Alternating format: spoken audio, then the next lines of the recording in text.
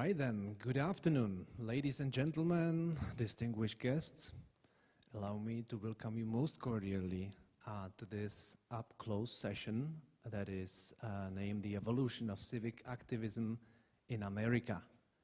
I'd like to welcome you here in the Municipal Library of Prague, and I would like to start by asking a dear person who would join us here on the stage and start the session for us. Her name is Ilona Vis, and she's the founder and director of the Behal Fair Institute, based here in Prague, who is giving the umbrella to this wonderful project. Ilona, welcome. Yours is the floor.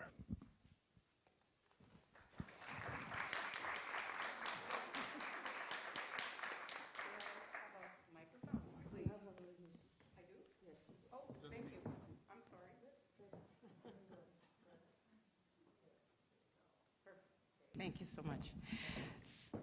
Good afternoon, everybody, and as Tomasz said, welcome to this first in a series of up-close events that we have been working on for over a year, creating this project. And I wanted just to, as he mentioned, Up Close is a project of a nonprofit that I started several years ago in honor of my family. My family is Czech, Hungarian, and Slovak, and it's particularly in honor of my parents, who were both educators, who were forced to leave Czechoslovakia in 1938 because of the coming war. They emigrated to the United States, where they worked as teachers throughout their lives. They were inspired by the values of the First Republic and developing strong social idea of developing strong social and political consciences, which guided them in their efforts to nurture communication and enhance mutual understanding and acceptance of all people as equal members of the global community. And that was the mission that they had personally in their professional lives for 50 years in the United States. Although they came back to visit, they never did return to live here. They became United States citizens. From then I learned the importance of communication, seeking to walk in the shoes of other people, gaining empathy in that process, building bridges of communication and understanding between people of different backgrounds, different cultures, and experiences, starting from throughout history, really. So today, our goal is to begin a very important conversation. We chose to begin it with the United States, the activism, the history of activism, because we feel that the Black Lives Matter movement has now become a global matter, and it's something from which we can all learn how to look at events in the world, especially people and events and situations that are different than what we are familiar with. This is called, walking in other people's shoes, and from that having the learning about empathy. So I want to welcome you and thank you for being here today. I think we all have a lot to listen to. I'm very much looking forward to our guests. And I just want to, before I go back to them, I want to thank everyone who has supported the efforts of BFI, my organization, and also this particular project. But over the years, our friends at the U.S. Embassy, especially have to give a shout out to Helena Wagnerova, who has brought Megan King and me together and introduced us to Tanya, who major players in this particular activities, who then it just goes on and on like that. And so without Helena and all our friends at the U.S. Embassy, I don't feel that we would be maybe even here today. And of course, the other person I really want to thank is good friend Tomasz Shahak, and that through his kindness and support, we have gotten here as well to talk and begin a conversation that Tomasz and I for many years have talked about is really necessary in order for us to all come together in a spirit of understanding and interest and caring. Thank you very much.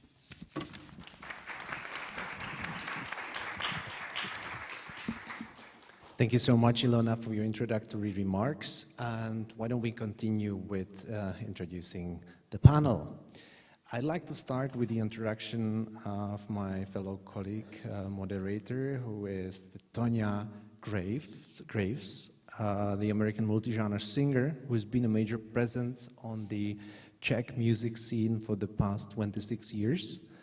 She has performed with bands like Liquid Harmony, the Anders Band. She spent years with Monkey Business Band, and she's won several Czech Angel Awards. Tonya has acted in several films and is a regularly appealing television celebrity. She is an ambassador for Nadační fond Aquapura and is active with several charities. Tonya is an acclaimed artist and activist and is our moderator today. Thank you for that, Tonya, and I pass the mic on you now. Thank you, Tomáš. My co-moderator today, ladies and gentlemen, is Dr. Tomáš Boška. Tomáš is the founder of the Journalist Incubator.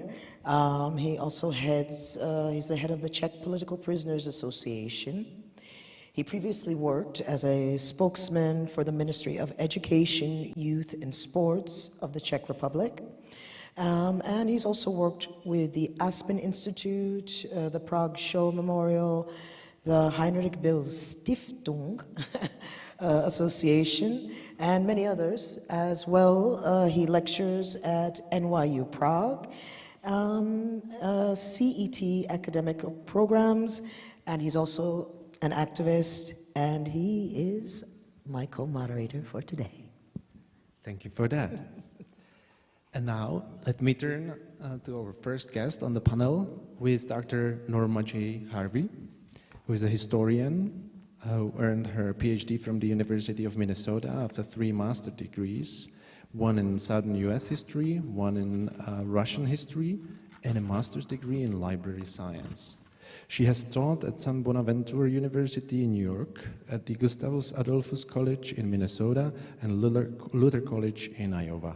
She is the recipient of 2 Fulbright grants, the first at Charles University, which led to an invitation to serve as an Erasmus lecturer in Czechia in 2008. She has taught African American history, immigration, and post-World War II US history at Charles University. Thank you.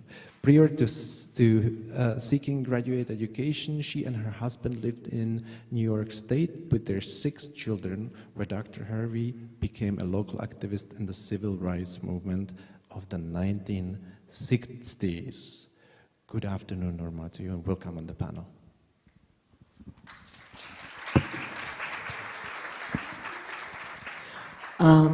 We will have another person on the panel with us today. Kelsey Roman will be joining us a little bit later, but she is basically representing the next generation of leaders and activists, and we'll speak more about Kelsey when she arrives in just a bit. Tomáš? That's a good idea. Thank you, Tonya. The next person, the next guest on our panel is Charles Chuck Seaton, who is a Chicago native who grew up in Chicago's iconic Lincoln Park, Gold Coast neighborhood. After years of working in corporate America, he left to start his own consulting and marketing company focused on branding within the urban Black community. After starting a family in Chicago, he and his family decided to relocate to his wife's childhood village in East Prague to create a better future for his wife and daughters. He documents the Czech hip-hop community through photography and videography. Good afternoon, Chuck. Welcome on the panel as well. Thank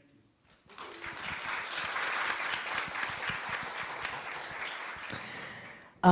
And our next guest on the panel, virtually, is a very special guest, Dr. Finney D. Coleman.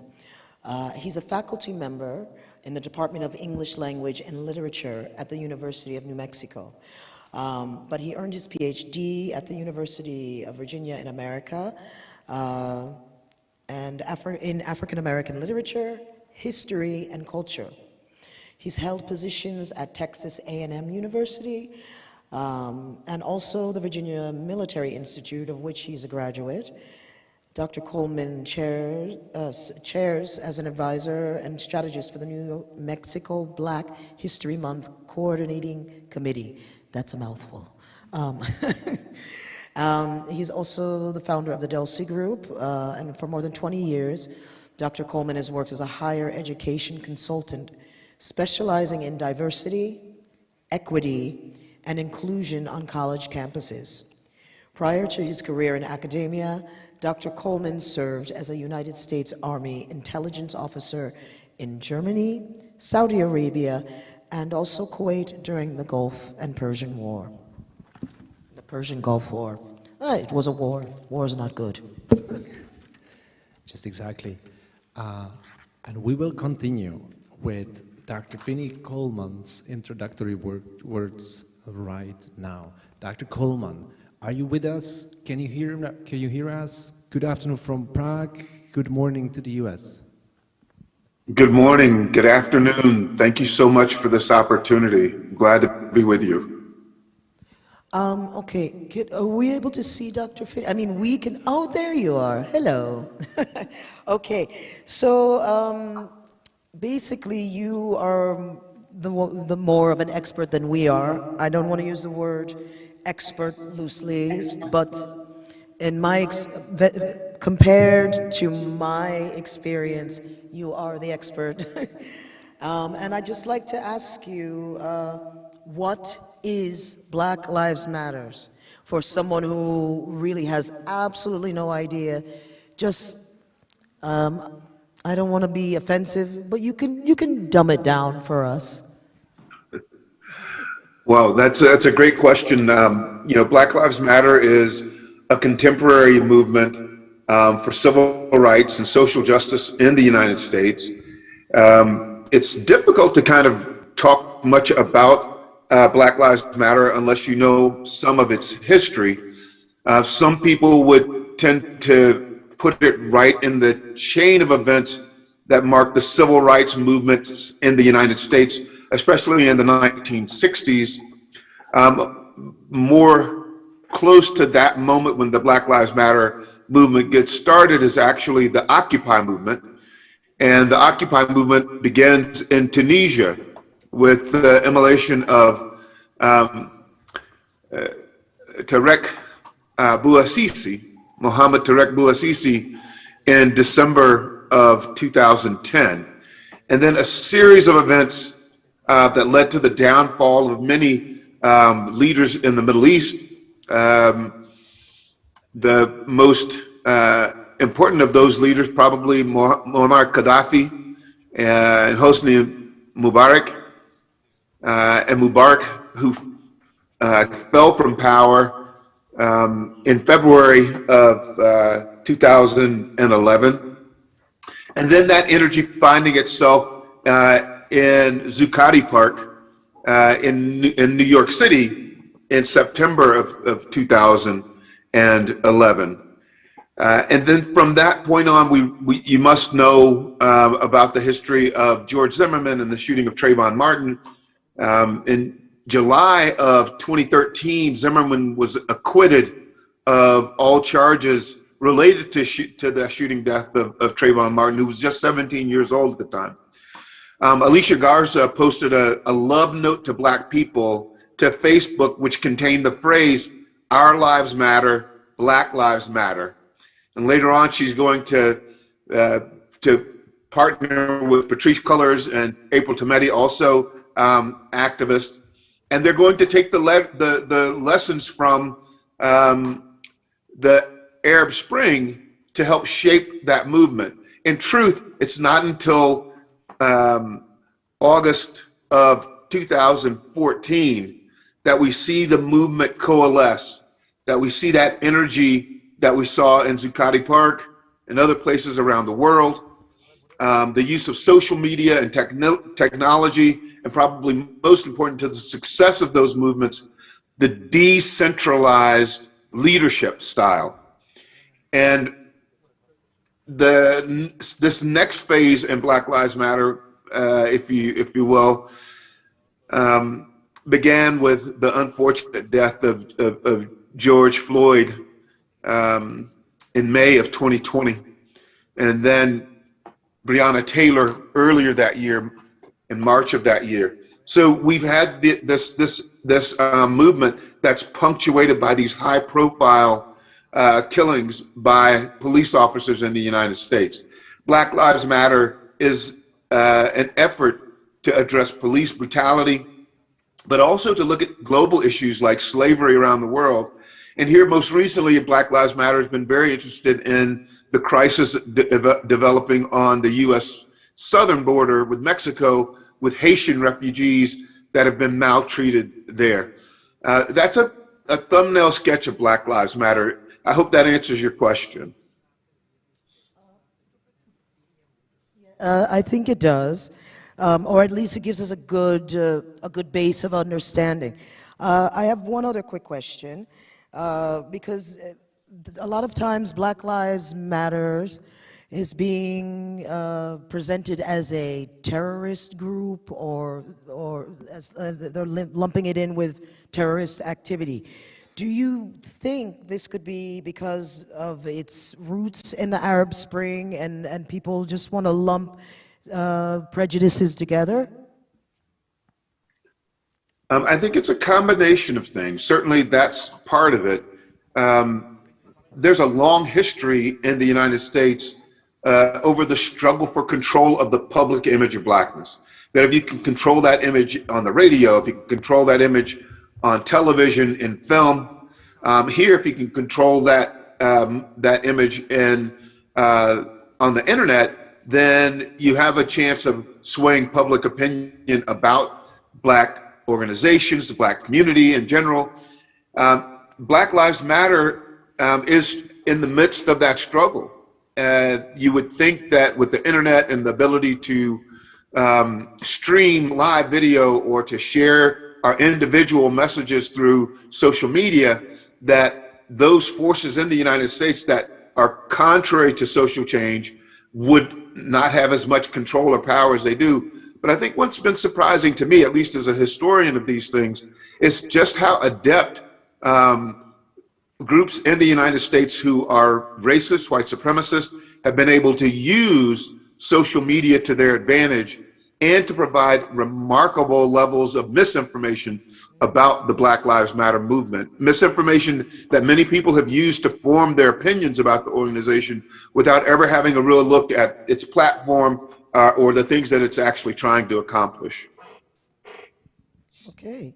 And can you maybe help us draw some parallels between what happened in the 60s with the civil rights movement and what's happening today?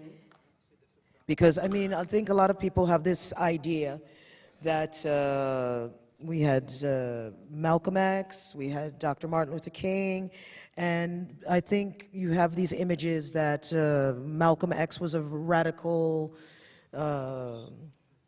well, again, going back to falling into the terrorist type of thing, whereas everyone sees Martin Luther King Jr. as this sort of peace-loving, peaceful, passive resistance. But was it always like that, or was it ever similar to what's going on with Black Lives Matter today? Was anything like that? Is there some parallel between that and the 1960s?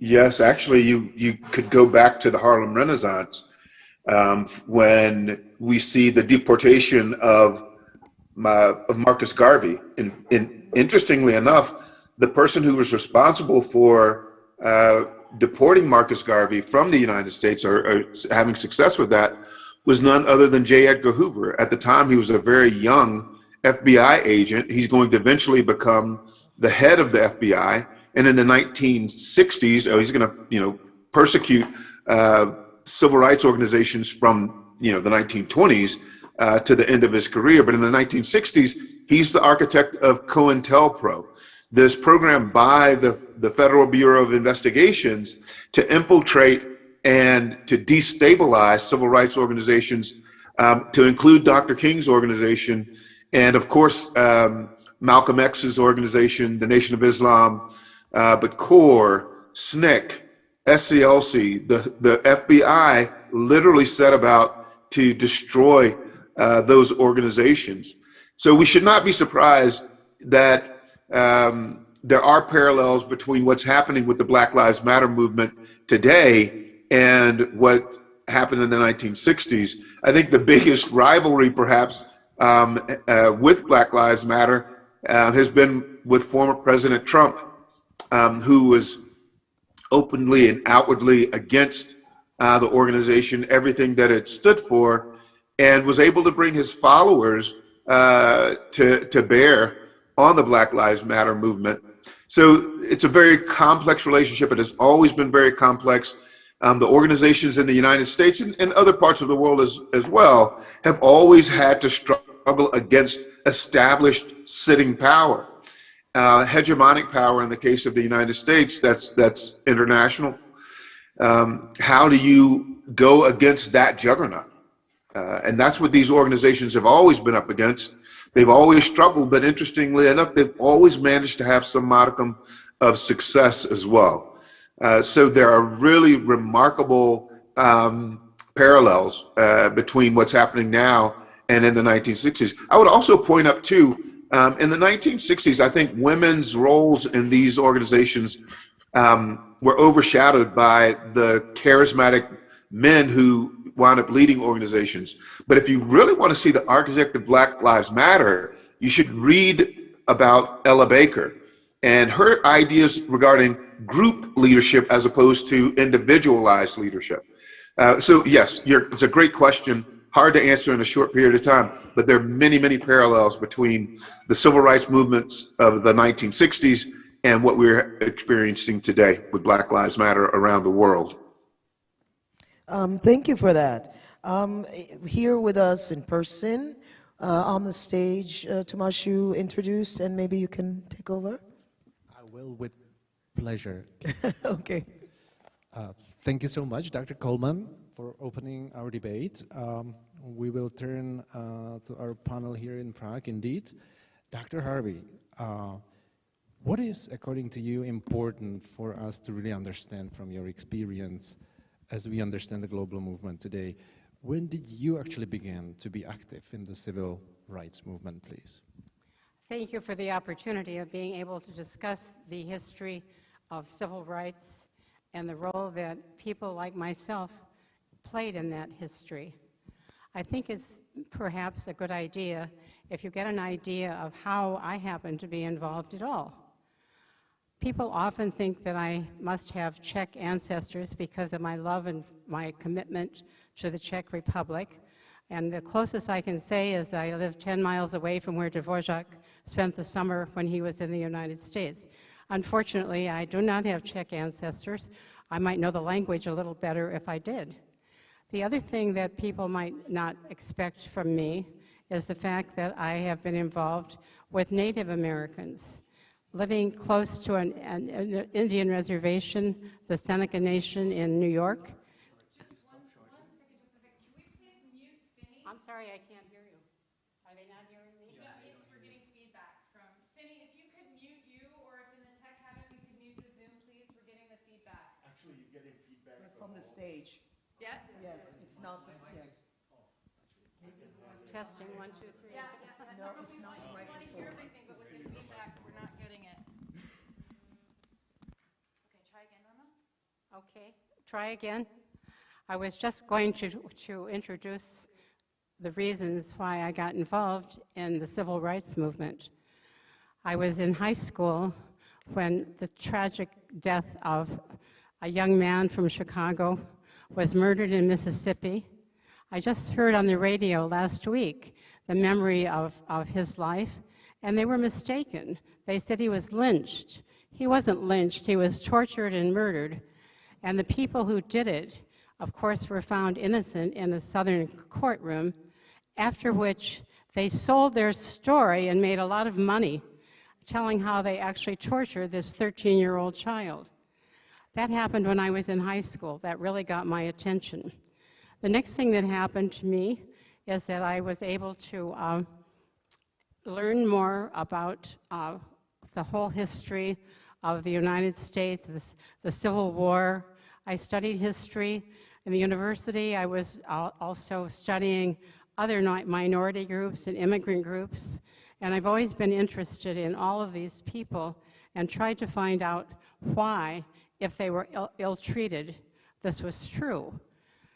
I found myself then living in a small community in upstate New York, a city of about 25,000 with a university and business community, manufacturing, right after I graduated from college. And there was a notice in the paper because of what was happening with Martin Luther King Jr. If anyone was interested in civil rights, there was going to be a meeting held at a church on a particular night. And I went. And one of the things that came out of that meeting was the opportunity to put together panel discussions on civil rights in our own community.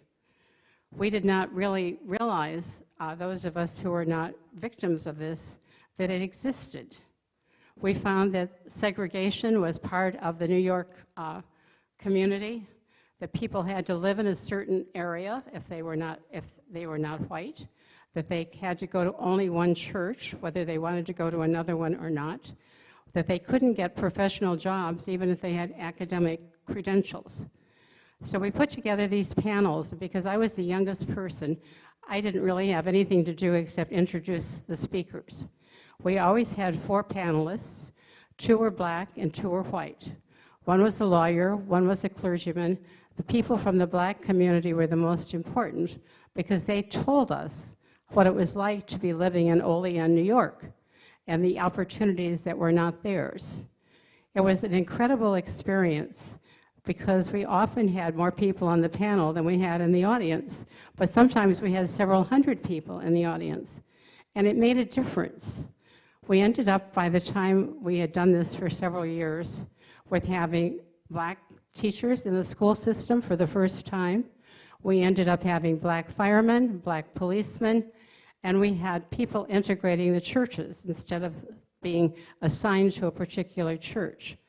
We also found that the restaurants were not integrated, and we were able to deal with that as well. So we had a major impact in that community at the same time that everything in the South was turning toward reactions, violence against Dr. King and his followers, police dogs, fire hoses, really frightening things. It almost made me think, as I had studied the fascist movement, that this was a real hazard in the United States. So I was able to feel that we had done something in one community. I wish that I could go and do something elsewhere. But I have to say that my family were in the South. My parents were the only ones who migrated to Ohio. And the rest of my cousins and uncles and aunts and grandparents all lived in the South. And I'm happy to tell you today that one of my cousins, a pediatrician, and his wife adopted 6 children, whom we saw when he was doing research in metabolic diseases in babies. And these babies were just left in cribs without anyone to touch them or take care of them. So he and his wife ended up adopting 6 of them. 1 was Native American, 2 were Black Americans, 1 was Irish American, and I can't remember who the other one was. But they did a great job raising those children in the South. All of them have grown up and have highly qualified positions. They've been well educated, and they managed to somehow make a difference in the South. Now one of my granddaughters, who graduated from college 2 years ago, studying art, is doing art for Black Lives Matter. She's doing paintings and drawings and selling them, and the money is going to Black Lives Matter, so that we see this stretching out over generations of people attempting to make a difference. Thank you so much. Now I thank you so much. I think we'll get back to this. This is a great opening from the Prague panel, as I put it. And now let's continue with our next guest. And Tonya, you go ahead. We'll hear next from Chuck Seaton, who was introduced earlier.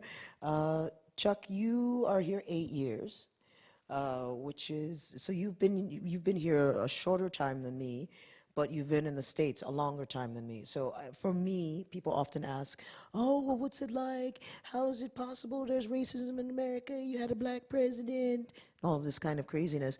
But I haven't been there in quite a long time. I haven't lived there, so I'm not as in touch with it as you are, even though you've been here 8 years. Can you tell me what is important to, or explain for us here, what's important to understand about the America that you and I were born in and the America that's happening today?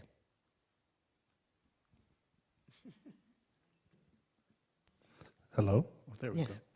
So part of the major differences that I see as growing up, and I'll speak more of Chicago, because like Europe, America, I'm a Midwester. I come from Right. Chicago, so the East Coast, the South, the West, and Mountain, we're all different regions, and we all interact differently. So Right. when I'll speak about the Midwest, because at Chicago, we are Okay. the capital. So Chuck is our Chicago representative. We've had upstate New York in the South. I also come from upstate New York. But okay, give us your Midwest. Well, overall, I see it as the divide. For me, the civil rights movement, even though we were liberated to be free to migrate with everybody, it drew a divide.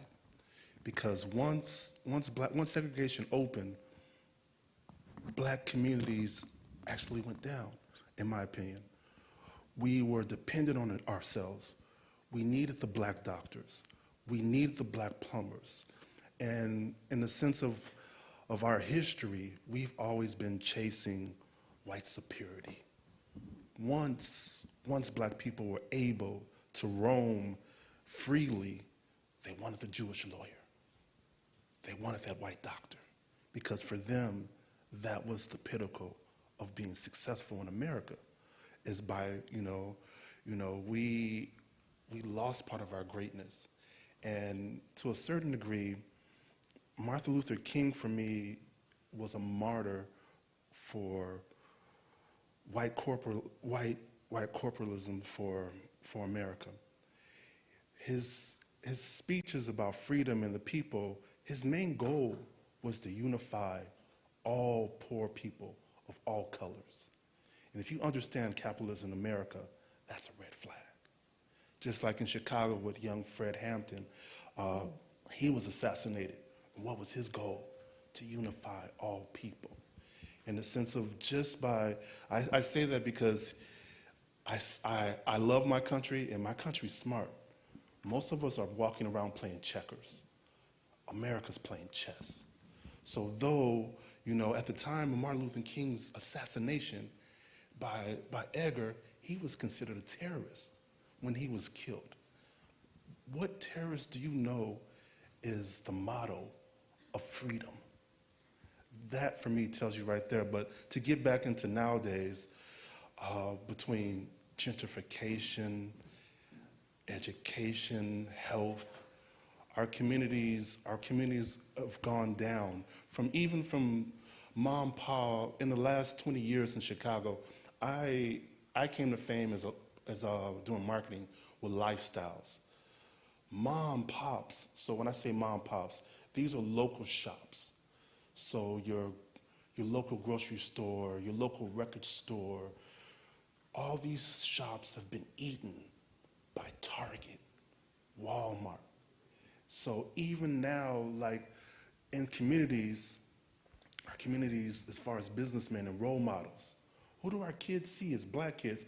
And when I say that, I say ADOS, meaning Black American descendants of slavery.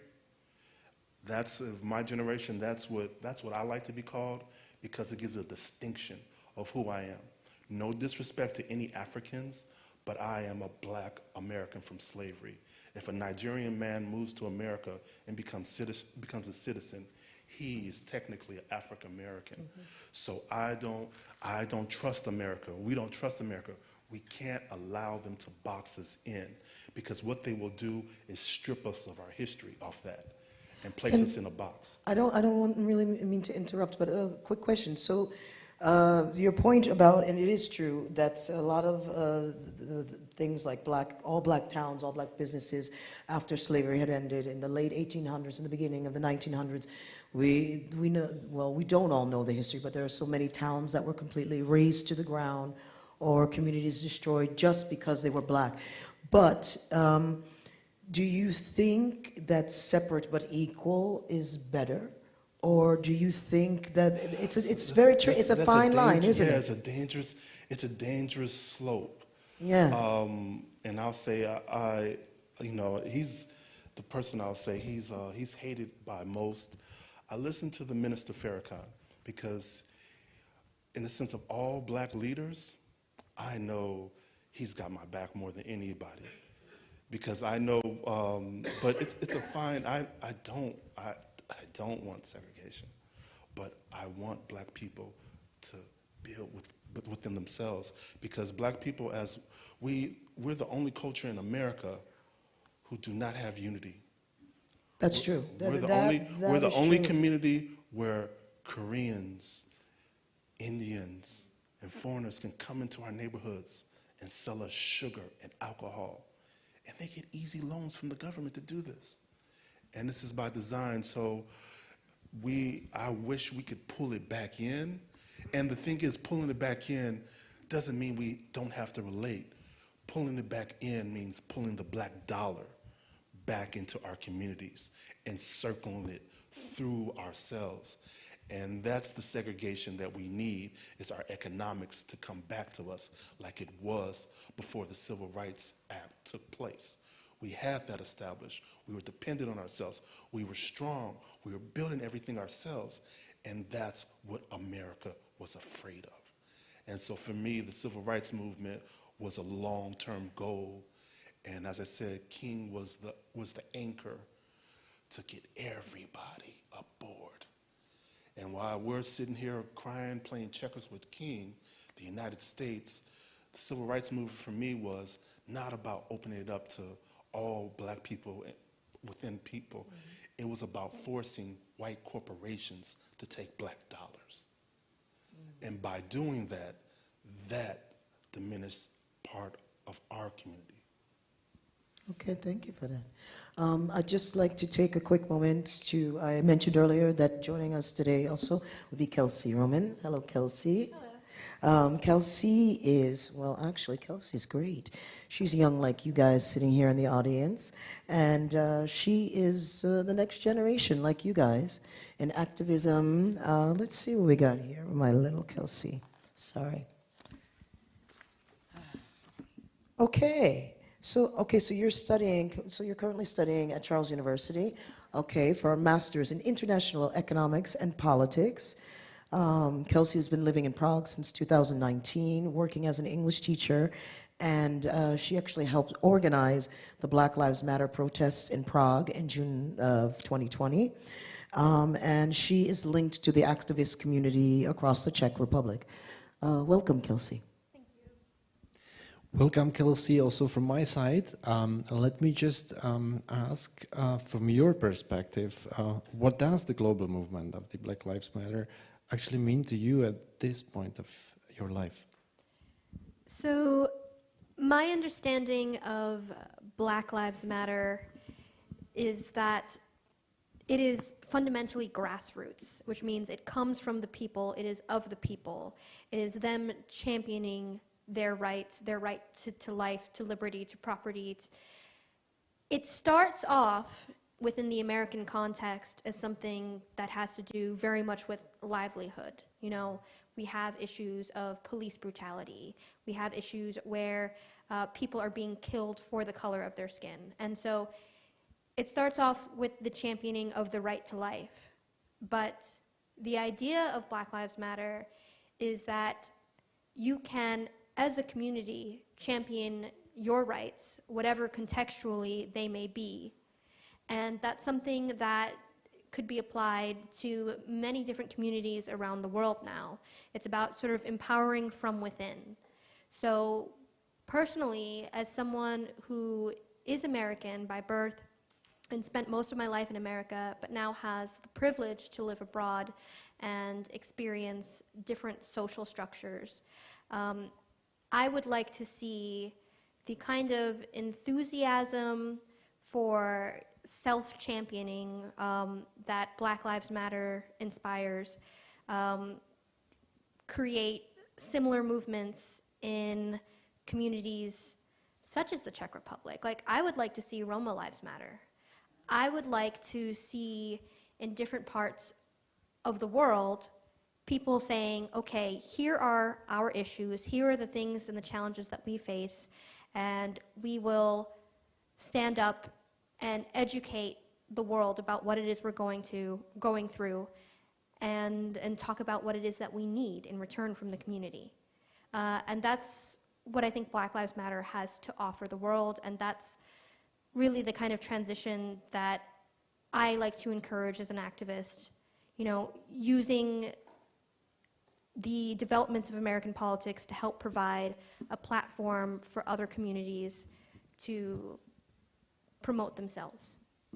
Thank you. Kelsey, you said, or we said actually, that you helped to organize the protests here in Prague. Could you tell us what this experience was like? Is there anything that we have in common with the situation in the US, or is it very different? How was it? Sure. So when we initially organized Black Lives Matter, it was myself and a few other American expats who were hoping to do it in solidarity with the movement as it was happening in America. We didn't feel that we were like in a place or had enough knowledge really to make comment on the Czech situation and Czech sort of dynamics with minorities. However, the sort of response that this initial like solidarity evoked in Czech media, I read all sorts of things, you know, saying like there was a leftist agenda and this is, you know, not about Black lives. Someone came to Czech Parliament with a sign that said "All Lives Matter" and a shirt that said "Black lives don't matter as Black lives," which it proved to me that there's something here about Black Lives Matter that resonates and it upsets people. And so I started to kind of poke into that and try to understand what is it about discussing minorities or, you know, opening up Czech society to the idea of like further diversity that is challenging people or rubbing them the wrong way. And for me, it helped me realize at least that although there are issues here around maybe not enough discussions happening or these discussions of diversity not including certain minority voices. For example, the Czech media will talk about what's happening to Black America, but are they often reflecting on what's happening here to the Ukrainian minorities, to the Roma minorities, to the Vietnamese minorities? Are they doing that self-reflection? Well, I noticed there's not a lot of discussion about that.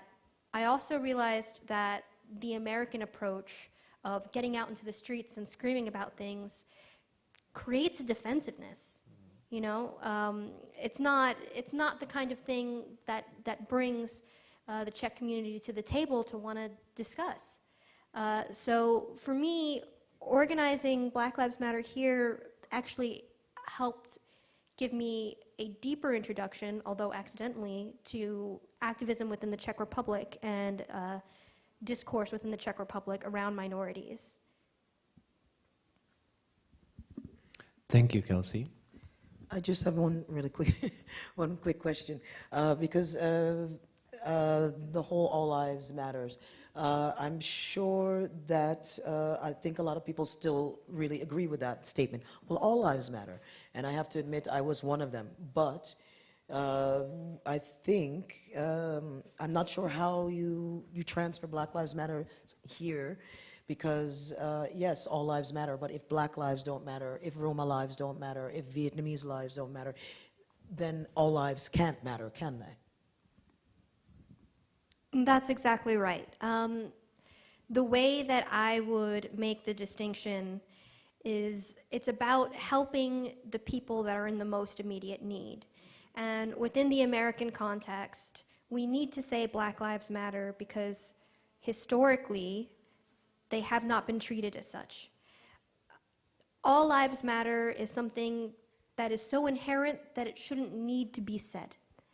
It's something that we all know within our society, deep within our souls. So when we are pointing out Black Lives Matter or other lives matter for that matter,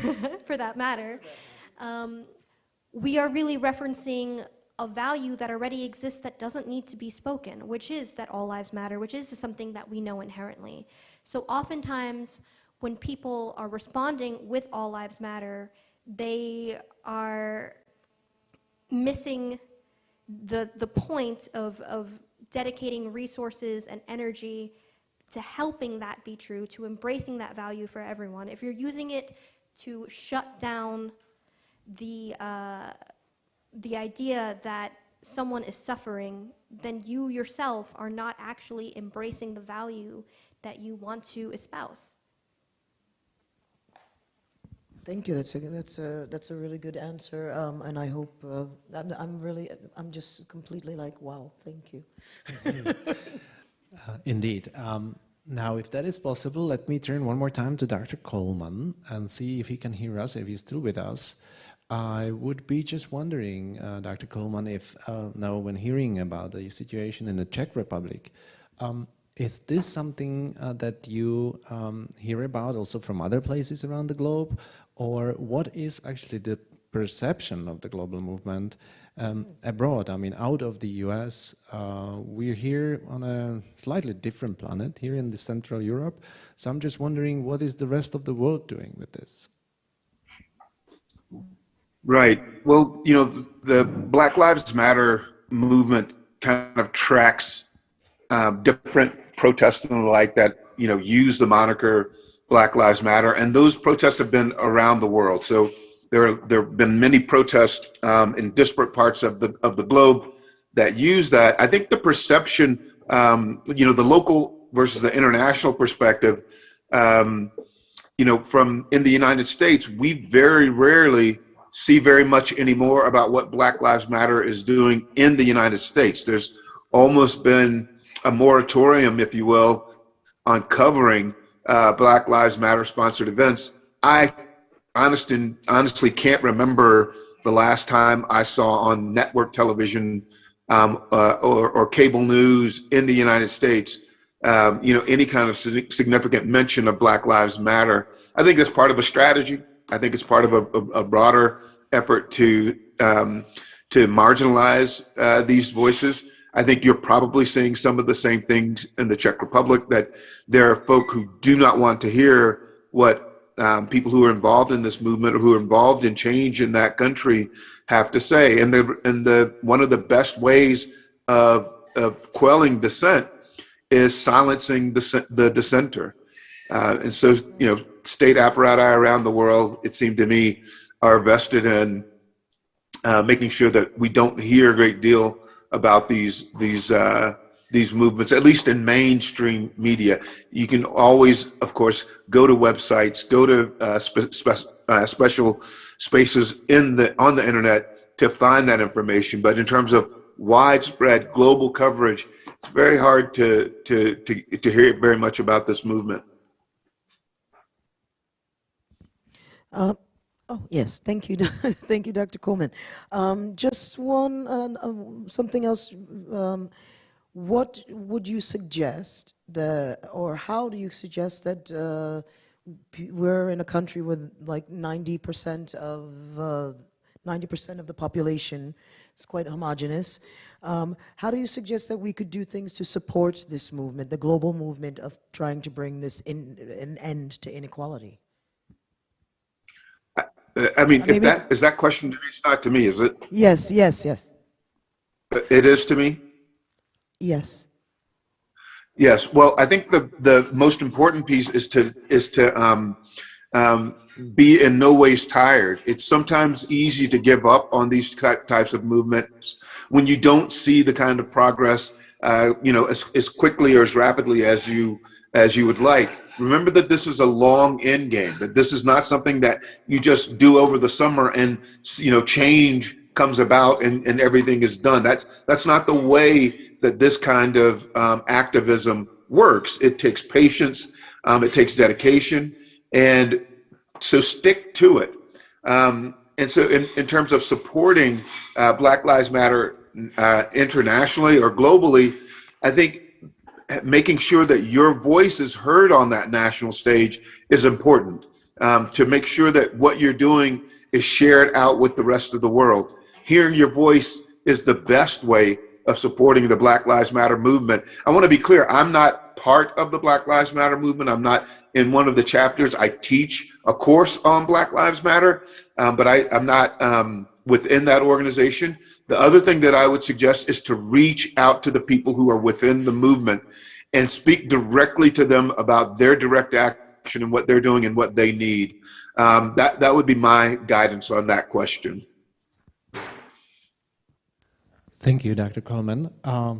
Dr. Harvey, based on your experience with the Czech society, what is there that you would advise in order to support the movement for equality? Well, I would like to enhance what Dr. Coleman has said by saying that the thing that made my life what it is was learning, was education.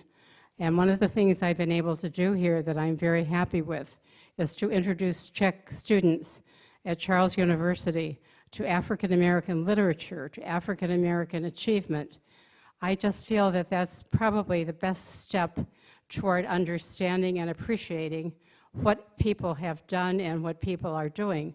We made a big mistake in my generation when we passed the Civil Rights Act.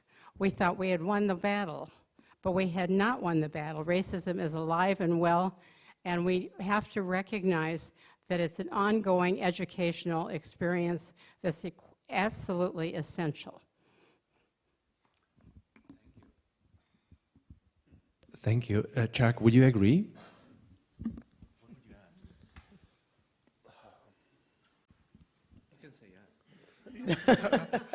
Do you agree? Yeah, I definitely agree. There was just so much said. I was just trying to think of something to add on. But yeah, what they've touched on is, it's definitely education, education and health, education and health. Knowing that self, it's beneficial. Thank you. Kelsey? I would like to add that although education from a factual standpoint really helps us kind of quantify issues of like quality of life. I mean, education is something that we can look at how someone lives, how long they live, how often they will get sick, how often they get put in jail, you know, how far they achieve, how much money they make, and we can measure their quality of life, and education helps us understand that. But to go even further, empathy helps us understand the feeling of that sort of life. And I would not only say that we need to focus on promoting educational pursuits that explain the achievements of minorities, not just African American people, but minorities in various communities. I would not only say that we need to do that, but we need to try to expand how we empathize, because particularly the Czech Republic, it's a very homogenous group. You know, you have 90% or so of people who are ethnically Czech, and it can be easy for people to say, okay, this is what it is to be Czech, and I come from people who have always been Czech, and not try and understand as much the person who is in the process of becoming Czech, the families that are coming here that are trying to embrace life here and are in the process of being Czech. They're in this transitional phase, and to kind of try and identify with them and help support them in that process with empathy is what I really think will make the difference, not just education of understanding the facts, but understanding the feeling and the experience that they go through.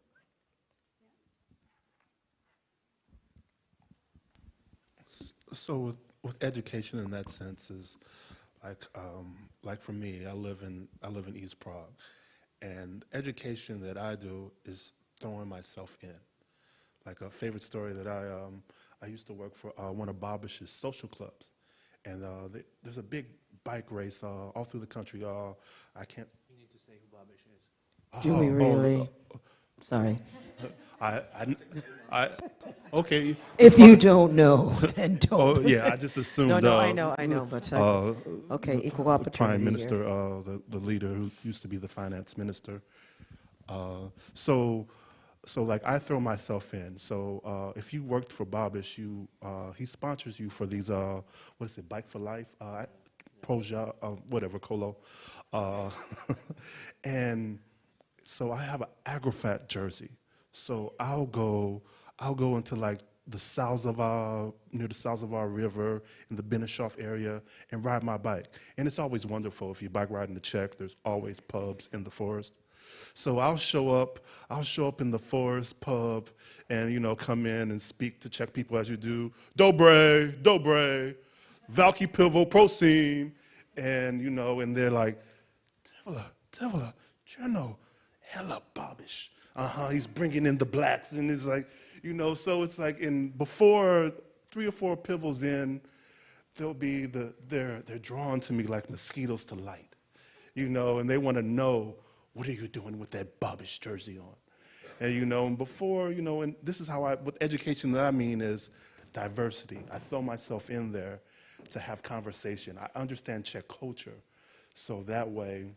And that's the education that I mean is by actually experiencing the people and actually understanding the culture in that sense. Okay, but just a quick question. I want to know what you're doing with that jersey on. Why are you wearing an Agrafat Babish? Because it's a conversation piece, just like I said. It's a conversation. Yeah, he's right, because we're about ready to get down on this conversation. Do you know who that man is? Do you know what you're wearing on yourself? I worked for him for 2 years, and in Sokolona Prohinica, I was amazed. As much as you guys say he's hated, used to watch this man with no security sit in his bar. As an American, that would be amazing. That's amazing that he's so secure because, but the thing is. Okay, we're here about civic activism in America. No, I know I went there, but we need to stick to that because this Mr. Babish, that's a whole other thing. And we ain't got time for that today, but I will school you after this. Hey, let me add to this, with my professional Chenglish, so that we are not lost in translation for my students and for Dr. Coleman back in the US. The most important Czech word is pivo, that's beer, right? And that's what Czech just mentions here, and it's part of his strategy, and I think part of the most vital amount of Czechs as well. Yes. That was a joke. Tonia, if you don't mind, including all our panelists, I would suggest to turn to the auditory now and actually check with our guests here in the hall who are there with us if they have something to say. Yes, thank you for the lights. I mean, we are sitting here in Prague, with the exception of Dr. Coleman. And I'm wondering what brought you all here, and what does activism actually mean to you? Anyone who would like to start, please. There's the first hand. Hi, my name is Martin. Hello, Martin. And I wonder if you would like to hear from an average American white person. Yeah, but that wouldn't be you. Yes, it is. Really? Yes. Okay, so I'd like to hear this average Czech black woman would like to hear from this average. I was born in Czechoslovakia. Okay, no, but you're average American white man, you say. Average American white man. But no, but that's average what I'm American asking. white man is who has a family, lives, has a work, was born, lives, works, and dies. Okay. Okay. I was born in Czechoslovakia. I immigrated when I was 15 years old. Okay. Now I represent West Coast. I live 15 miles from Portland, Oregon. No, I'm sorry, 35 miles from Portland, Oregon. So I am very familiar with what you've been talking here about, okay? And I apologize for my accent because I don't hear very I know, well. it's strange for a typical white American male, but anyway, go on, continue. Well, I know hope the you're not feeling. going to be offended and you're not going to try to... I'm not offended, I'm just making a joke, I'm sorry. Okay. And I'm a normal person, so I accept your apology. I have few comments. First, there is a Black Lives Matter movement, and there is a Black Lives Matter organization. And I think those two are not complementary. The Black Lives Matter organization is a Marxist-Leninist organization. Dr. Finney, any comments on that? Well, No, he has two things, so I would like for Yeah, Dr. Finney to comment on both of those. So first, Martin? Martin. Yes, Martin, our representative average white American male, says that there are two different types. Hello? Yes, there are two different, Yeah. Well, So there's the movement, Marxist. and then there is the organization. Okay, so which part did you say was Marxist? The organization. Okay, so he says the organization is Marxist. Any thoughts on that? well, I think. Trying to talk to a I have a- human I have a- being here. Yeah, I have a couple of thoughts on that. The first is that we somehow talk about if an organization is Marxist, it's somehow like saying that the organization is liberal or conservative or the like, that somehow even if those tendencies were true, which I'm not sure I agree with, but even if those were true, I'm not sure that that would distract from or take away from the important work that that organization is trying to accomplish. Whether it's a communist organization, an atheist organization, anything that we might not agree with ideologically, you also have to look at the works of the organization. This is a red herring argument that somehow the politics of the argument somehow diminish the effectiveness of the organization or the validity of the organization and the like. It is a straw argument. It is true, however, that there is a Black Lives Matter movement and a Black Lives Matter organization. The organization tries to support the movement, and the movement often has nothing to do with the organization. They are very different things. But with that said, I would caution us about, it's not much more than mere name calling.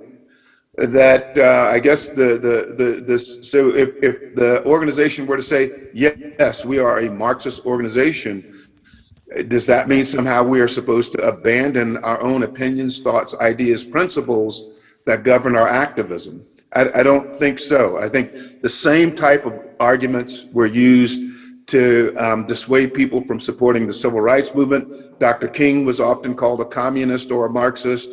Malcolm X was often called a communist or a Marxist. Even back in the day, Garvey was maligned for his politics.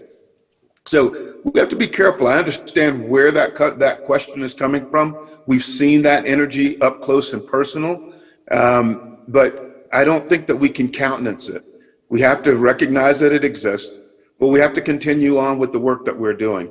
And I don't mean to dismiss our colleague here. I'm sure that he comes from a good space, but understand that that question comes up every time people of color, minority groups, people who've been oppressed, that question comes up almost predictably as a way to somehow shift our attention away from the most important goals at hand.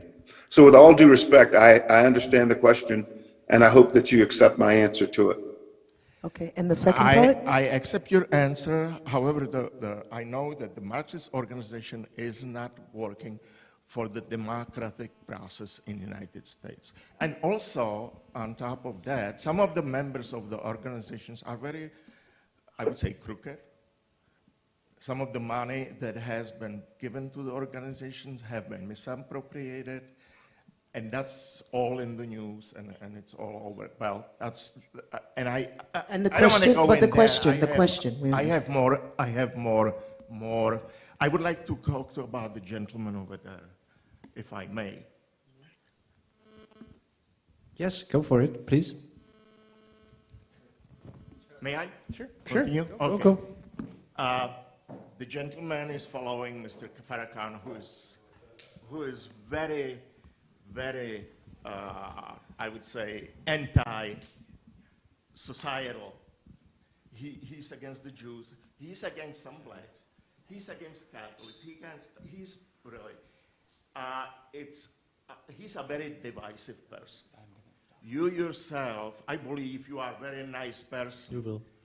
You are a very nice person, but you're wearing a sweatshirt of an athlete. I'm sorry to interrupt because we have limited time and we have more questions, but if you have an Yes. actual question, can you please pose it so that we can get on to the other people? Thank you. I have a question for him. No, great. I need to hear the question because others would like to also You will. ask questions. You will.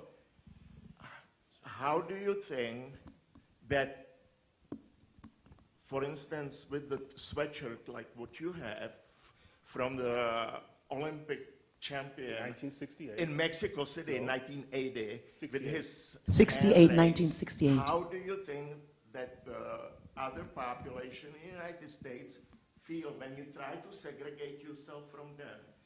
The United States have 325 million population. Yes, I agree. There are some people that are prejudiced, like everywhere in the world. Czechoslovakia or Czech Republic has problems. Can I with reply the to you? Romas, there are Britons, the Germans. have Can problems I with reply Jews. to you? Because I Yes, said we have little yes, but time, and how I do understood you understood what you were expect going. to The first sentence. To be peacemaker, let's say. Okay, so let me talk. So first of all, when I spoke, I said I listened. I listened to the Minister Farrakhan. And then what I said is, for all black leaders that I follow, I believe Farrakhan has more love for me as a black than anybody else, and in my leaders. Yes, that's you hit all the conservative talking points about the minister, but have you ever listened to him? And that's the thing, because he's talking to me as a black person. And when I spoke earlier, I said, and I told you it was a slippery slope. I didn't want to go down there. I don't want segregation. But I said, I believe that bringing our black dollar back to us is essential. And I know everything that's said about Farrakhan.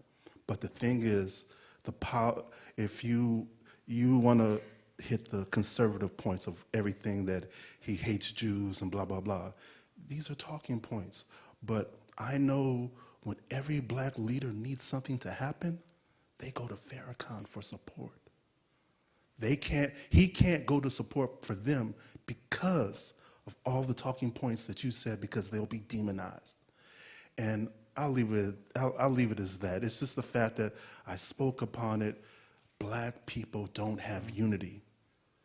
If we could bring our dollar back into our communities, we would have a lot more power. And that's the aspect that I listen to as far as what Farrakhan's talking about. Thank you. That's a really very good point. We have a question over here. I was really, sorry, my name is Hisham Elnagar, teacher at the International School of Prague here.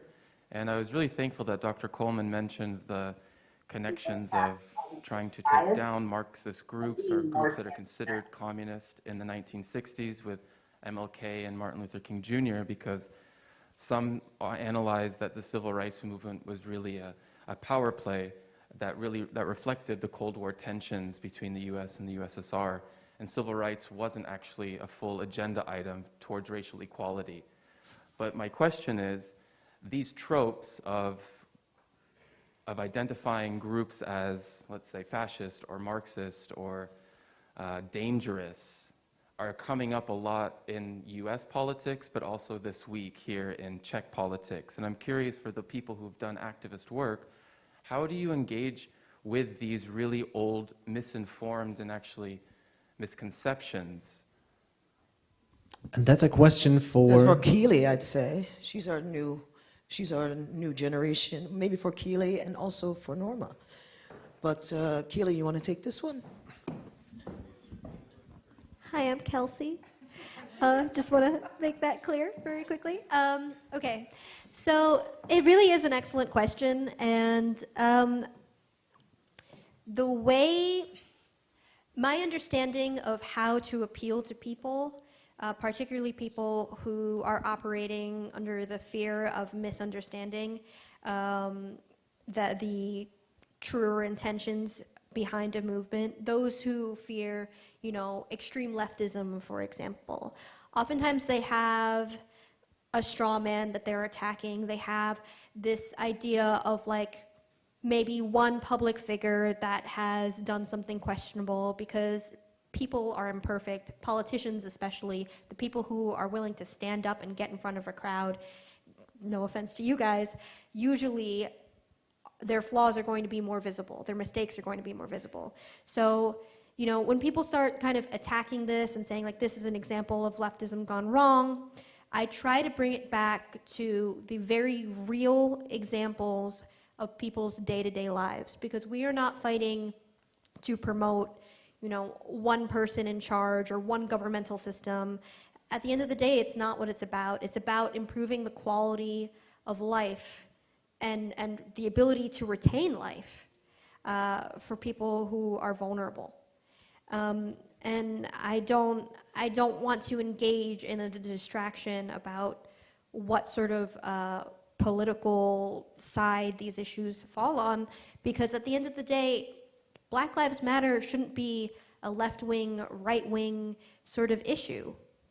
The livelihood of people, human rights, it shouldn't be divisive in this way. Dr. Harvey, would you add on this? I just wanted to add one thing that I think I've always tried to live by. That when I said education, I did not mean just formal education. I meant people knowing someone of the group that they think is not acceptable. I would say that I often say to anyone who makes a prejudiced remark, whether it's about someone who's Muslim or someone who's black or someone who's Native American or someone who's Chinese or someone who's anything, how many people do you know? How many people do you know? It's knowing people that is really a major part of education. Thank you. Another question. There's a hand over there, please.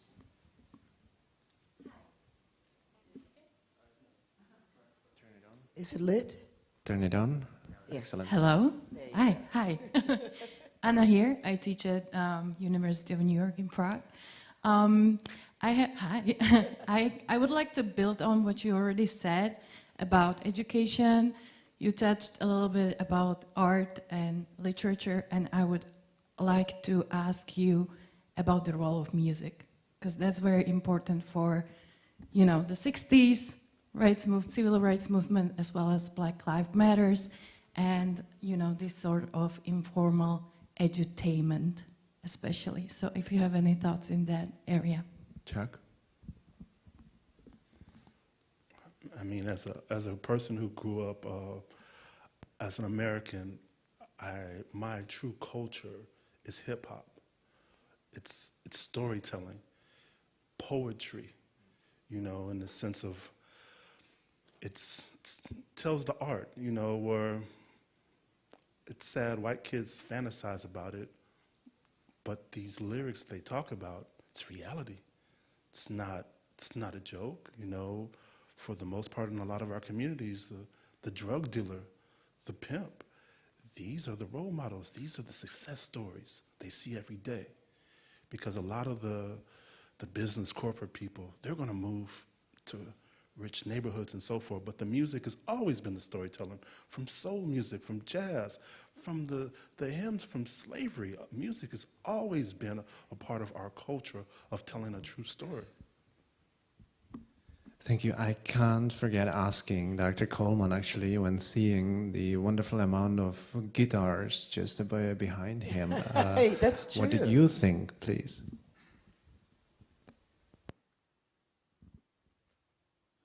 Is he here with us still? We're like turning to the sky here. I don't Coleman. know. If you're there with it, yeah, there he is. Yeah. Can you please repeat the question? I'm having a little bit of trouble with my connection. Yeah, I actually made a very clumsy introduction to that question. I see this wonderful collection of guitars behind you. So we're actually discussing music here. So I was wondering what is your point on this? Or if you can... The connection between music and activism. Oh, wow, that's a great question. So I study blues artists. My father was a blues guitarist, and I also play a little bit myself.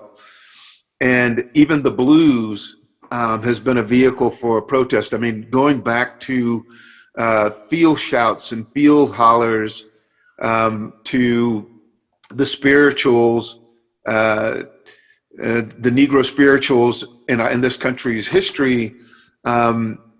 Music has always been a manner, a mode in which people of color in the United States have used to express themselves. Sometimes you can express yourself safely in a song in ways that you cannot safely express yourself in, how do I put this, in the public square. So that you wind up having a much broader reach and a safer reach, if you will, through music and activism. There's an indelible link between the two of them. And then last but not least, I have to ask you, Tanya, because you're a singer here with us, a professional singer. Please, what's your point on this, your take? I think music has its place in all kind of activism, not just civil or just everything. I mean, as far as I think the history of music in America for Black people is, as you said, they sang in the fields. You got the blues. Blues had the jazz. It even had the country. But country, just like rock and roll, which was speeded up blues, they all stink of Elvis.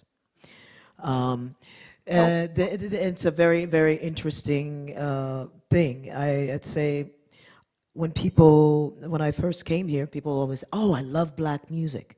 And I didn't like that term. Because in that case, all music is Black music, unless we're talking about Mozart. But anyway, I mean, even Dvorak, just saying.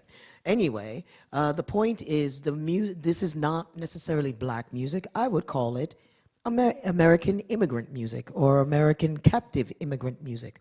Because from the blues, you have jazz. From that, you get country, you get rock and roll, and all of these things. And rock and roll and country are, I don't want to be offensive, but I think they're basically a whitewashed version of the blues. The blues was speeded up, and that's how you got rock and roll, and that's how people like Elvis had such successes. Two of his biggest hits were from a woman called Big Mama Thornton. She sang Hound Dog before he did. She sang Jailhouse Rock before he did. But not one of you in here probably ever heard that, unless you've been on my concert. But yeah, I think that this music is a way for that people kind of kept it together. That's where you get your spirituals. It's like if you're however many hours out in a cotton field picking, sing a song, and maybe it's not going to seem so long.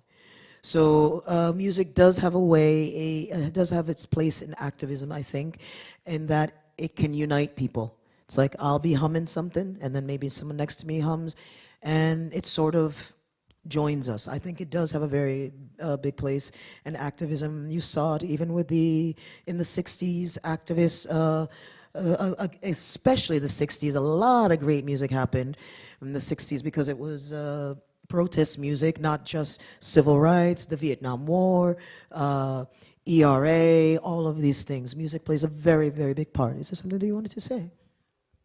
I just wanted to add that when the Student Nonviolent Coordinating Committee came to our community, hundreds and hundreds of people came out to hear the songs, the protest songs, the songs that were made the 60s a time of, this is time for change. And everyone loved them. I mean, it was interesting to see people who were not always so open singing We Shall Overcome, or when you don't see me at the front of the bus, back of the bus, come up front. You know, I mean, just all the songs that we had in the 60s were so important. And that was one of the things that I think allowed us to bring people together, were those songs.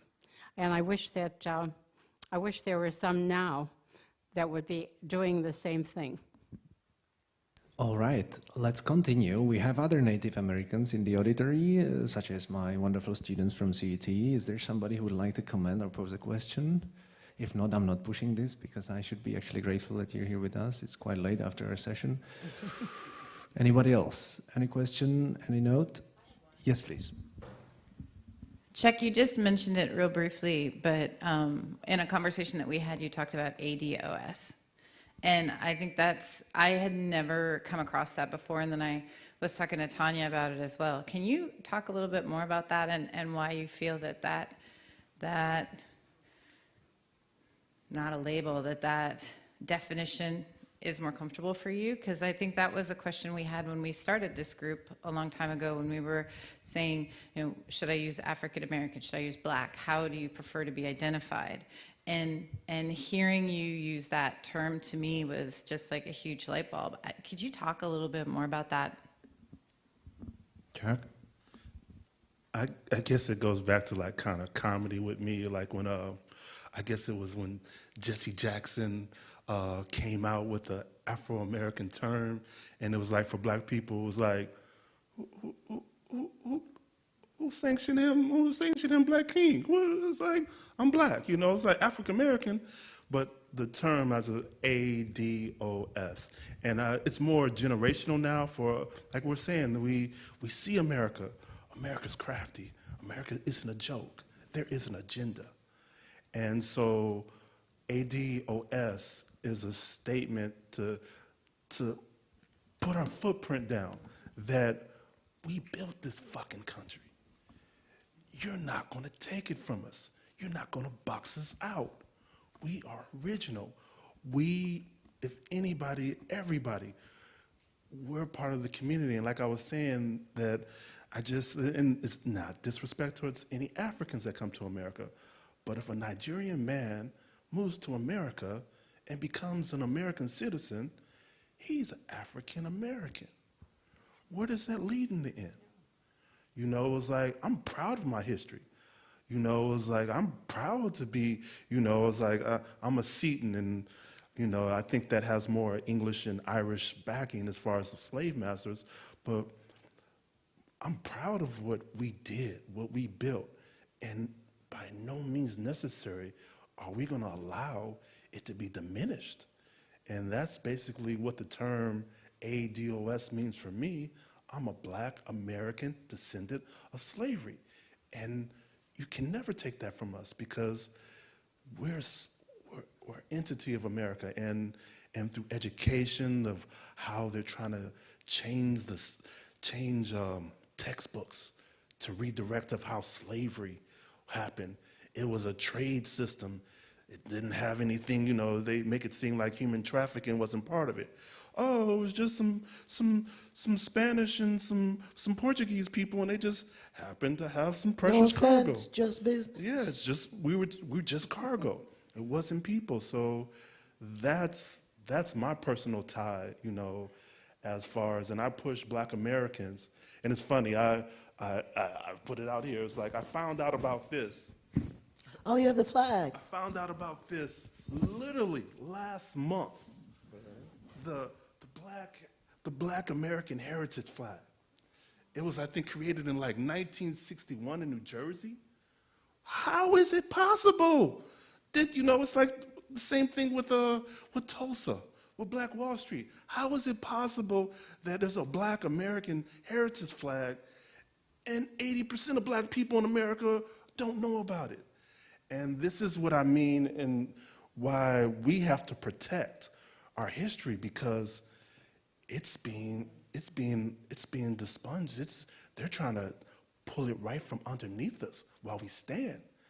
And so that's why I feel so passionate. I was talking about, you know, so if you ever hear a black person say ADOS, get it. I have to say, this term really, it's the first time in my lifetime I have been colored, Negro, black. I never was down with African American because I have no history of Africa.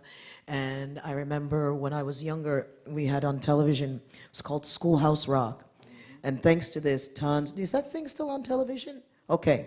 So according to Schoolhouse Rock, I'm probably the most American person up in here. Well, maybe you guys are too because you're already that next generation. The Great American Melting Pot, do you guys know that one? Yeah, there you go, Great American Melting Pot. The Statue of Liberty, ships come in from all over the world and she takes them in and she makes this recipe and she mixes it all together and that's an American. See, that's who I am. But, so this is why I had a problem with, when I came to Europe, for Africans, I'm not black because I'm not 100% black. But most of ADOSs are not. We have no history of Africa. We are just there. So when you make the point that we are descendants, American descendants of slavery, then it makes people have to realize the history that was there and not diminish it. You have to take responsibility has to be taken. So this is the first time in the almost 52 years of my life I have something that I feel defines me more than any of the other labels that have been brought. And I think when we use this, it reminds people, and then we actually have to deal with the inequality and the injustices. So I'm a big fan of this term. I'm ADOS. Question? There was a question.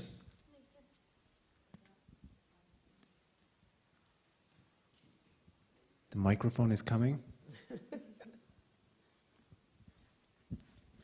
Hello, hi. I don't have a question, but I just have a comment. I'm also hearing the ADOS for the first time, and I think it's a wonderful, really wonderful term if we all agree on it, because I'm African, and one thing that really in Africa we view differently is when we see African Americans or black Americans, black people in America, we feel they're very distant from us in a way because of slavery. We don't see ourselves as slaves, we see ourselves as people, as Africans, but we see people in America, the black people, as slaves and their descendants. And so I just want to say this is such a great way of describing the situation, because it's something that is still very, and I think it's more for the younger generations that are not so kind of influenced by colonial education, like my parents, for example. We really view the slavery as a kind of a threshold in kind of the history between Africa and the US, what is the US today. So thank you. Thank you for that. We thank you. Anybody else? Yes, there's a hand in the back.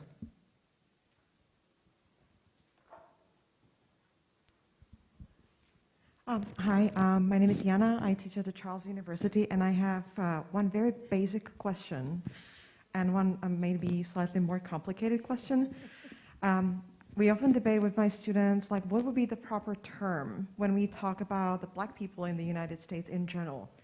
So we talked about African Americans, Africans, ADOS. ADOS. Okay, but that doesn't describe everyone. It does if you are if you are a black American descendant of slavery. Okay. If you are from Africa and you live there, like for instance, Trevor Noah, Daily Show, that is an African American. Excellent. Okay. Yes. So I first have to ask about the history, I guess. My second question is, there has been a lot of discussion about the issue of reparations. So if any one of you can actually comment where we are on this topic. Thank you. I don't know. I mean, as I said, I've lived here for 26 years, so I'm the typical black Czech woman. But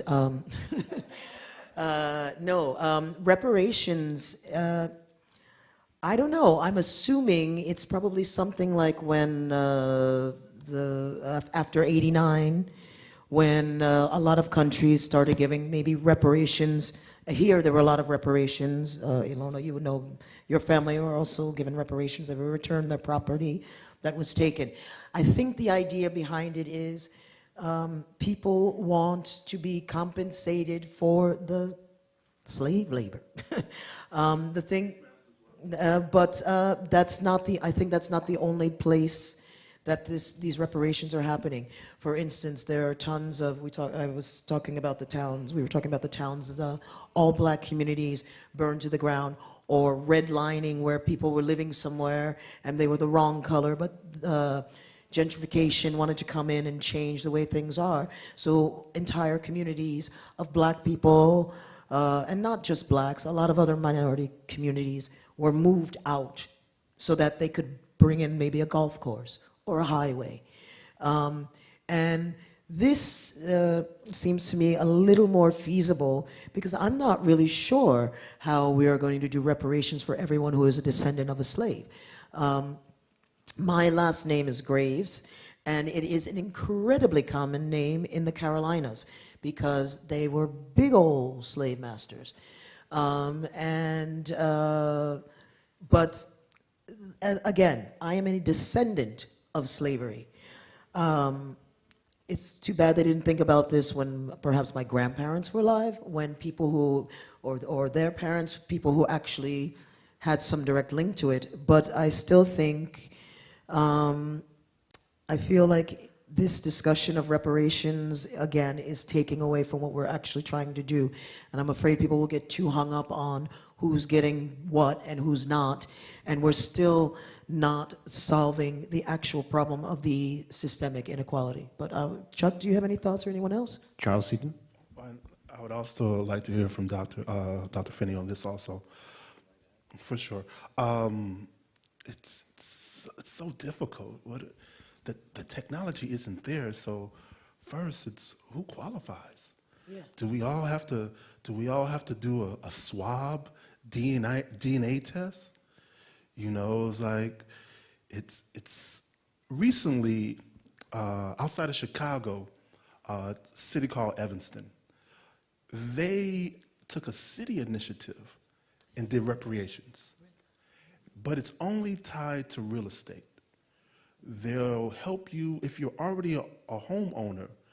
They'll help you with your mortgage or like rehabbing and remodeling your place.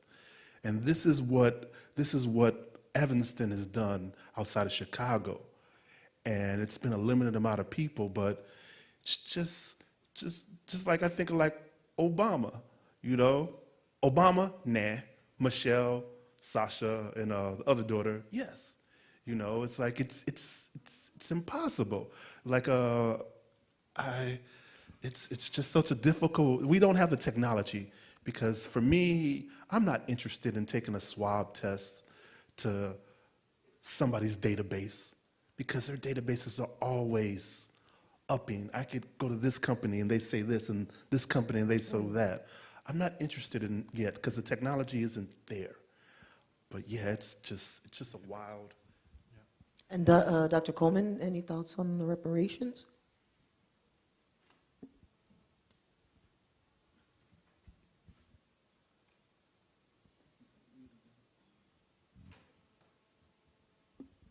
Dr. Coleman, are you with us? What's your take on the reparations? Paging Dr. Coleman. It's a long way to the U.S. It is, and he's in Arizona, or is he in New Mexico? It's a long way. And he did mention he was having some trouble with his connection. Okay, well, maybe he'll join us after and give his thoughts on that. Is there anyone else? But it was a very good question, very, very good question. Yes, in the back over there. I just want to make a comment about the reparations. I'm from America. I'm a black man. So ADOS. So reparations is another hole that America dug themselves into because Abraham Lincoln promised all free slaves 40 acres and a mule. Mm-hmm. And my argument is that America had kept that promise and given every free slave 40 acres and a mule, we would not be talking about reparations today, because those Africans who were slaves, who were freed, they would have taken that mule and that 40 acres and provided for themselves. But America decided not to give them that. So this is why we're even talking about it today. Had they done that, we would be in a whole, I think the community of Africans, blacks in America would be in a completely different place than they are now. That's a very good point. Chuck? And then, off what Rafiki said, also the Homestead Act. Because most people have to understand, white Americans weren't secure in being prosperous in America. The Homestead Act gave property to white Americans around, right after slavery. And the clause was, if you did any type of agricultural work, you weren't eligible. So that was also, besides the 40 acres and a mule, that was also the slip that the generational wealth that has been passed down from generation to generation to generation also comes from the Homestead Act, where they tell us we haven't created anything or we're not doing anything.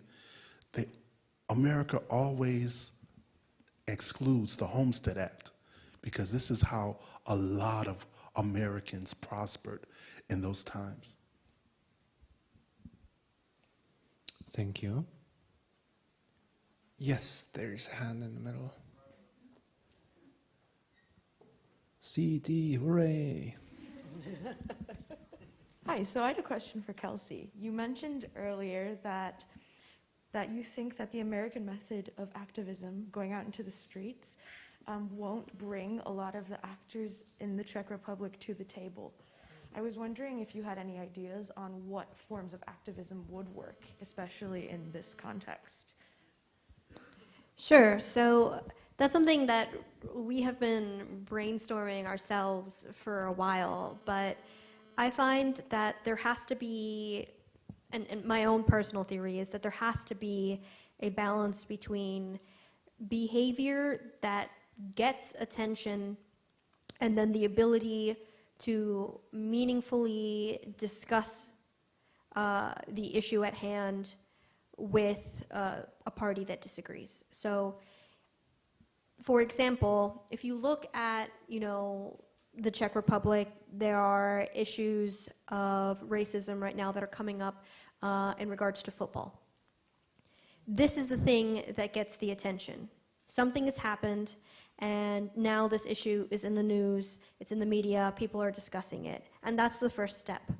But oftentimes, the way that Americans approach discussing, or really discussing, but protesting, and they're not wrong for doing so, is by openly expressing anger. Anger that I find completely justified. That anger doesn't always translate well into other cultures. In many cultures, anger invalidates a discussion. It's an uncomfortable thing that is best socially avoided. And I actually believe that Czech culture happens to be a culture that values discussion that is unfortunately like calm over, understanding the pain that drives anger at times. And because of that, when you have an issue that comes to light in the media, I believe there has to be an outlet where people can openly discuss and relate to each other as people outside of political orientation. I think that you have to bring your talking points to the table, but also be willing to listen to the fears and concerns, founded or unfounded, of those people who stand against whatever sort of progressive ideas you are promoting. And that's easier said than done. It's something that I myself am trying to learn to do as an activist.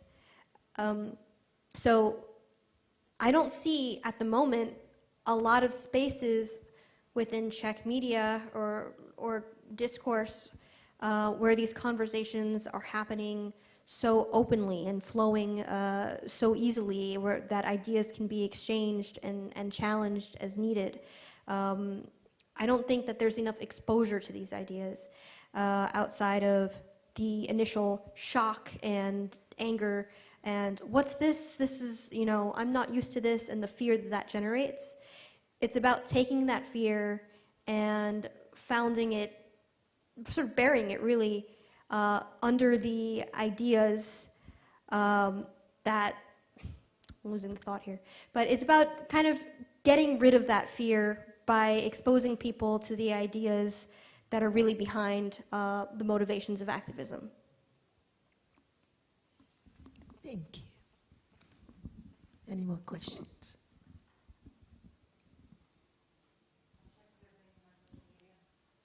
Okay. Yeah, we'll check the social media meanwhile. I think this is the last question. Reallocate Sure. controlled. The thing also with the Czech Republic is, as I like to tell people, it's a klutzy world. The community here is so strong. I remember telling when I live in a small village, and the main reason I moved here was because I moved here for Czech suburban socialist life. I came here, moved to my wife's village to raise my daughter, and I moved here because the family and friends all took me in. And just so much love that I have a big family in America, and I had never experienced this much love, and that's why I'm here. But with I have a group of Kluti, Patnas, 15 Czech guys. They're the ones who got me jobs. If I wanted to play basketball, they found me people to play basketball with. And I told them that around when my daughter gets 10, I wanted to move back to America, just to throw her in the cesspool, just for a little while. No, because if she moves, she'll be terrified. She's dual. She needs America's her home. She needs to be taught about it, because if she lives this good, pure life out here and goes to America the first time, a couple bad instances, and she might not ever want to come back. And I think that'd be a waste. But the relationships here are so strong, and they start from very early ages. The Klutsi are so strong, and the Hoki are so strong together. You have to penetrate their groups. It's not that you can just come into them and talk to them. You have to enter their circles.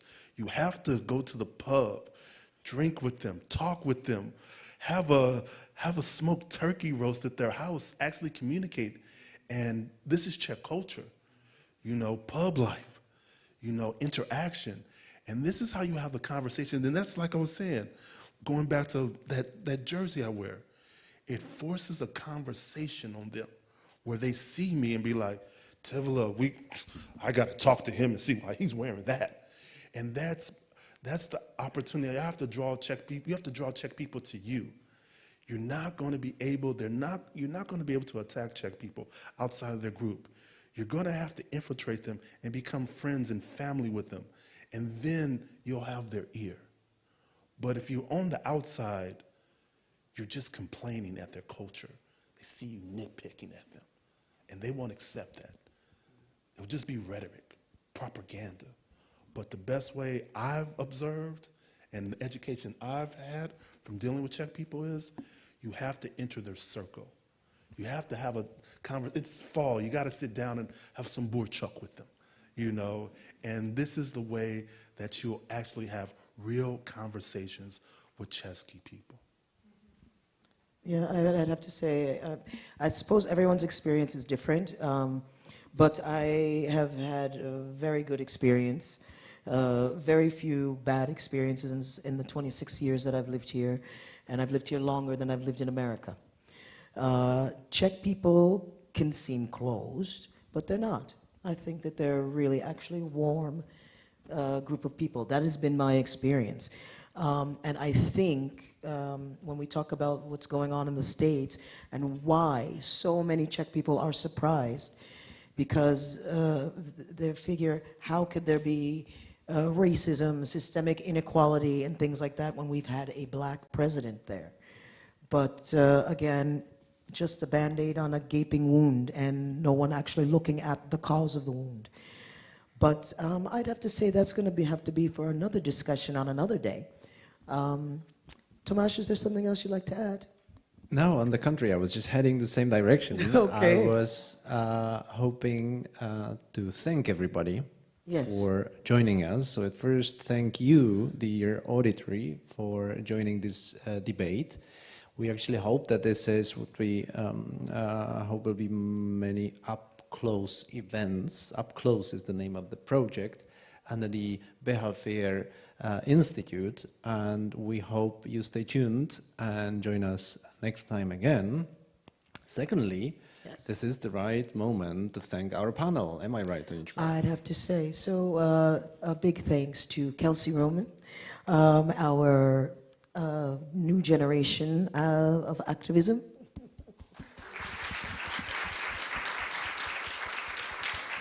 I would also like to thank Dr. Norma Hervey, who is from the forefront of activism in America.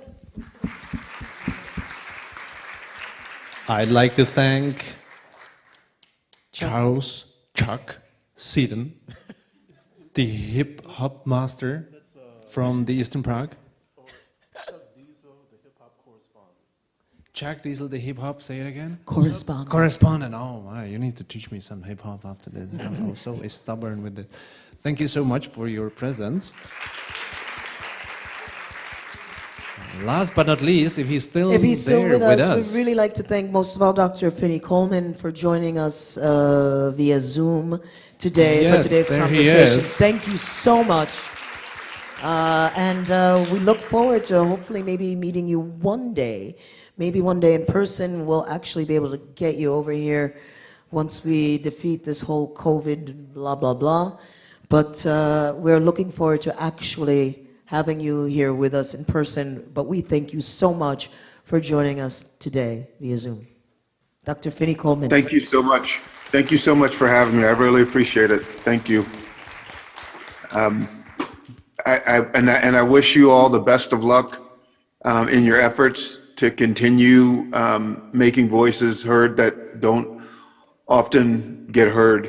And I do look forward to meeting you all in the spring. Hopefully we'll have a chance to travel there and have more conversations like this very rich conversation today. Thank you.